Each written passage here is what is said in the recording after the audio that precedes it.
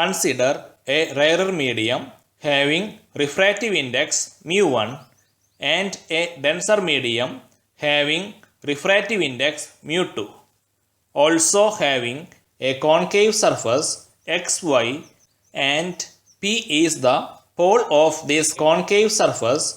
Consider an object in the rarer medium and a ray from this object incident at the concave surface of the denser medium. Then the line joining between the center of curvature and the point of incidence is the normal at the point of incidence, and I is the angle of incidence. Since the light ray is propagating from rarer to denser medium, it bends towards the normal in the denser medium by making r as the angle of refraction. Consider another ray which is incident at the normal to the convex surface and hence propagated without any deviation. Since these two rays are diverging in nature, to get the virtual image, extend the refracted rays backwards, and a virtual image is formed at the point of intersection. Draw the perpendicular MN from the principal axis. The angle between the light rays inclined at the object is alpha. The angle between the light rays inclined at the image is beta.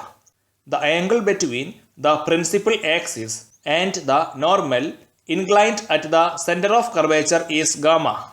Since all measurements are starting from the pole, the distance of the object from the pole is u. Distance of center of curvature from the pole is radius of curvature r. Distance of the image from the pole is image distance v. Use exterior angle theorem for the triangle OCN. We get gamma equals alpha plus I, or I equals gamma minus alpha, which is equation number 1. Use exterior angle theorem for the triangle ICN. We get gamma equals beta plus r, or r equals gamma minus beta, which is equation number 2. At small angle, alpha approximately equals tan alpha, which is nm divided by om. But when m approaches to p, it is nm divided by op, which is equation number 3. At small angle, beta approximately equal to tan beta, which is nm divided by mi.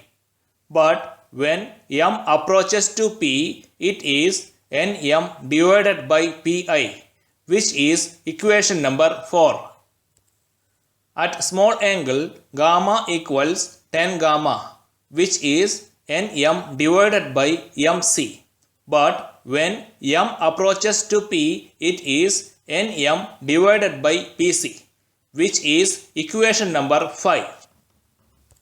When we use Snell's law on this interface, we get sin I divided by sin r equals mu2 divided by mu1. At small angle, sin I becomes I and sin r becomes r. Hence, the previous equation becomes I divided by r equals mu2 divided by mu1. After cross multiplication, mu1i equals mu2r. Substituting for I and r from equations 1 and 2. Then mu1 into gamma minus alpha equals mu2 into gamma minus beta.